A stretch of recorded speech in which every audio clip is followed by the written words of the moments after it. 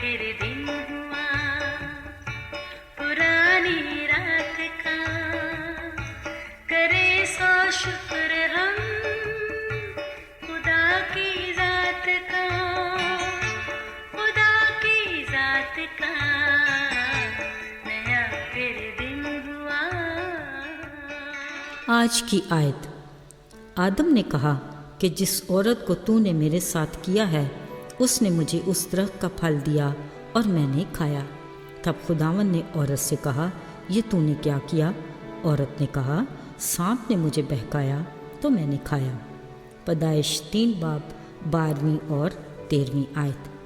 अजीज़ों, school से छुट्टी का दिन हो और बाहर बारिश का मौसम हो, ऐसे में बच्चों का घर के अंदर सुकून से बैठना मुश्किल हो जाता है। बच्चों की अलग ही एक दुनिया होती है। कार्टून्स में भी चॉइस अलग, किसी एक खेल में भी एका नामुमकिन। बस यूँ समझ लें, सुलह का मौसम कम और नाराज़गी का मौसम ज़्यादा।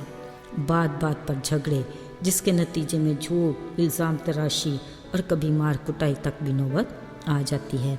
ऐसे में माँ की अदालत में मुकदमों का ढेर लग जाता है। बेचारी माँ लाख मुनसिफ जज बनने की कोशिश तो करती है, मगर अक्सर नाकाम रहती है। आज भी कुछ यूं हुआ। बंटी और गुड़िया मज़े से बैठे लूडो खेल रहे थे।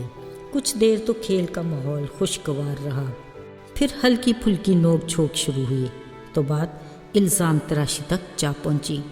वो तो अच्छा हुआ कि मामला जल्द संभल गया, मगर इस झगड़े का असल मुजरम कौन? थोड़ी बहुत डांट डपट के बाद माँ ने सज़ा के तौर पर लूडो के खेल को घर में हमेशा के लिए ममनू करार दे दिया। अजीज़ों, इंसानी फितरत में इल्ज़ाम तराशी का आगाज़ गुनाह की इब्तिदा से हुआ।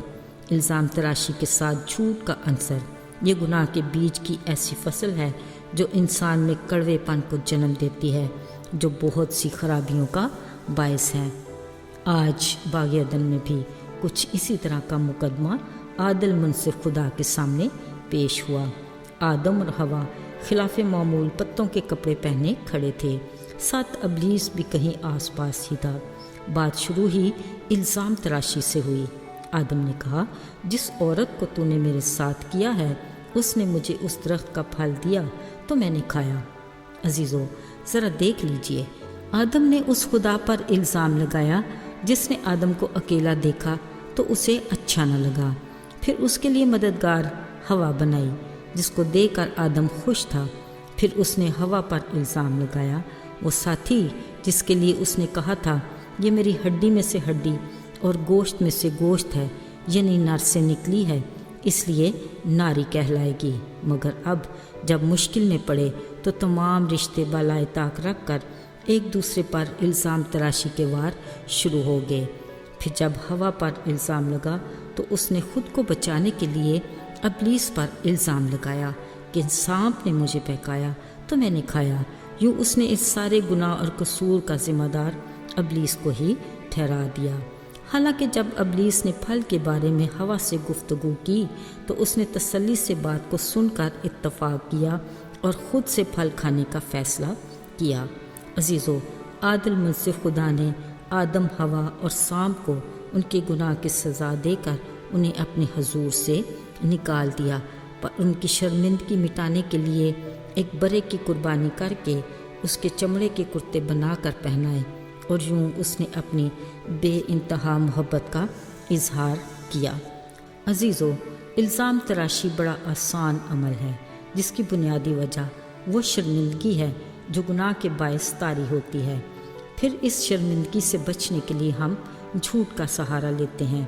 फिर इस झूठ को छुपाने के लिए कई झूठ बोलते हैं, मगर बेचारा झूठ आखिरकार पकड़ा ही जाता है क्योंकि उसके पाँव नहीं होते। अजीज़ों, इस झूठ और इल्ज़ाम तराशी के सिलसिले आज तक जारी हैं, जिसके असरात को हम अपने घरों, कलीसियाओं और अपने मुआशरे में बआसानी देख सकते हैं। असल मुजरम कौन? तलाश करते कई बेगुनाह सज़ा पा जाते हैं। काश हम ऐसे मामलात को आदिल मुनसिफ खुदा की अदालत में रखें। अजीज़ों, हम इस हकीकत को भी बखूबी जानते हैं कि वो हमारे इरादे, सोच और ख्याल से वाकिफ़ है, पर सोचने की बात तो ये है कि ऐसा क्यों है। اگر ہم صدق کے دل سے اپنی پرکھ کریں تو واضح ہوتا ہے کہ مسئلہ ہماری انا اور خودی کا ہے، جو انتہائی حساس معاملہ ہے۔ بلا شبہ ہم انسان خطا کے پتلے ہیں، بدی برائی تو ہم سے سرزد ہوتی ہی رہتی ہے، مگر ہم برا کہلانا نہ پسند کرتے ہیں، نہ ماننے کے لیے تیار ہوتے ہیں۔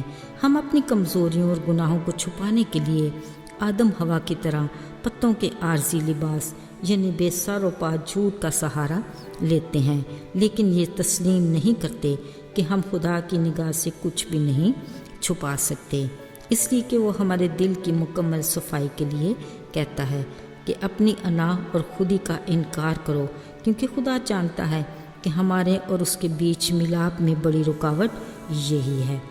عزیزو، خدا باپ ہمیں مکمل طور پر اپنی رفاقت اور قربت میں رکھنا چاہتا ہے، اس لیے وہ ہمیں تلقین کرتا ہے کہ اگر میرے پیچھے آنا چاہو تو پہلے اپنی انا پرستی اور خودی سے انکار کرو، پھر اپنی صلیب اٹھا کر میرے نقش قدم پر چلو۔ عزیزو، یاد رہے، انا اور خود پرستی ایسی رکاوٹیں ہیں جن کو ہم اس کے نام کی قوت سے ہی اپنے اندر سے گرا کر اس کے فضل کے زیر سایہ بھرپور زندگی گزار کر کامیابی سے ابدیت کی راہ پر چل سکتے ہیں۔ آئیے دعا کریں۔ پیارے آسمانی باپ، ہم تیرے عظیم کفارے کے لیے شکر گزار ہیں۔ توفیق عطا کر کہ ہم تیرے اس ملاپ کے بیچ حائل انا اور خودی کو دور کر کے سدا تیری رفاقت میں رہیں۔ یسوع کے مبارک نام میں آمین۔